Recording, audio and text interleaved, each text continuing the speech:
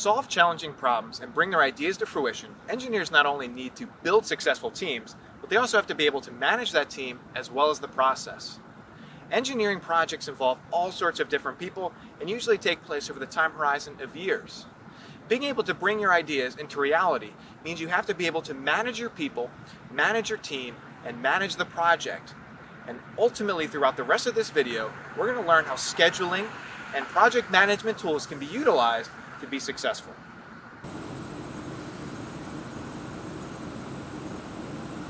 Now, why do we have to talk about project management? The reason is because it's really, really, really, really important. Let me give you an example. Back in 1989, the city of San Francisco was rocked by a very powerful earthquake. The Bay Bridge was actually damaged. The top deck collapsed onto the lower deck, and people died. Back then, people knew the bridge was no longer safe and that they needed to design a replacement. Flash forward to 2013, when the bridge was finally built. The final product, truly majestic, and the first bridge of its kind in the world, a self-anchored suspension bridge, which is extra strong against earthquakes. But let's think about this for a second. It took nearly a quarter century to bring that bridge to be. Is that acceptable? We knew that the old bridge was no longer good, but it took us nearly 25 years to build the new one. Remember that as an engineer, you have an ethical responsibility to help people and to bring your products into reality to solve problems. Is it okay for you to take that long to fix a problem that you know could be a life or death situation? I don't know. The reason the bridge took so long was because of poor project planning and management. The bridge was initially supposed to be completed in the early 2000s, but it was almost 10 years late. It was initially supposed to cost $250 million, but ended up being about 2,500% more expensive at $6.5 billion, which was the most expensive project in California history. If you don't manage or schedule your project correctly, you can have all sorts of problems, and your designs may not actually come to fruition as you planned. If we look at another example, because if you're from Maryland, this one's for you. If you've ever been at the intersection of I-95 and 695, you'll notice that there's all these flyover ramps. This was actually a project that I worked on as an intern back in the day. The goal of this project was to improve traffic flow and make changing roads a lot easier. But if you zoom in a lot closer to this project, you'll realize that something is a bit off.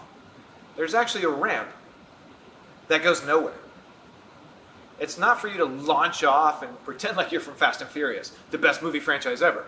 But it's because the project wasn't finished in the way that it was intended to be finished. Engineers had actually designed all sorts of other overpasses, but they could not be built because the project went longer than it should have. Remember the adage that time is money. If you don't schedule your project properly and it goes over that time, you're paying people to work on it longer, and maybe you're changing the design itself. As a result, this project ended up costing more money than was allotted by the state, and they had to cut the project short. Now, is that all right as an engineer to have only part of your design be brought into reality? I mean, in this case, it's more or less all right because they've got some barriers up to prevent people from shooting off that extra ramp. But while traffic's gotten better, it's not as good as it could be. And there are situations like this one right here, where if you designed a chair, but you ran out of time and money, and you could only build 3 of the legs, that chair would no longer work anymore. Managing your project and your resources, and having a really clear idea of what you need to accomplish is critical to be able to bring your products to life. The first step in successfully managing your project is to set SMART goals. And I don't just mean they're smart in that they're intelligent, but they're smart in that actually stands for something.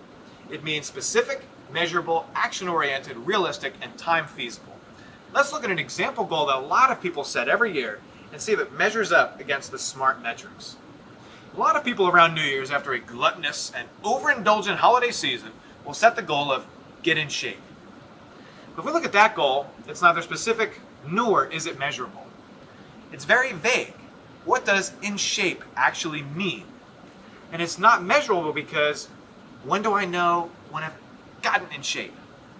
So a better goal that's both specific and measurable would be to say, I want to lose 10 pounds. That goal is a lot better, but it's still not perfect because it's not action-oriented. What that means is that you should embed the action that will help you achieve your goal in the goal itself. So losing 10 pounds isn't an action that I can follow through on. That's the end result I'm hoping for. It might be better to change my goal to say, I want to go for a bike ride and a run every week. Because now, by doing those activities, I can reach my end result of getting healthier. But my goal is still maybe not perfect. Let's look at the last two, which is that your goal should be realistic and time feasible. Well, is it realistic to expect that I can go on a bike ride every week and a run? That seems pretty reasonable. But let's look at losing 10 pounds. Is that realistic? It depends on the deadline that I set. If I say I want to lose 10 pounds by tomorrow, that's a terrible idea. I should not do that. That's unhealthy.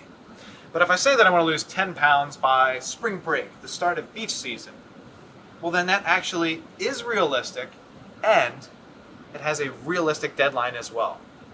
So now, moving from the original goal of get in shape to I want to go for a bike ride and a run every week for the next 3 months before spring break to be able to lose 10 pounds and get healthier.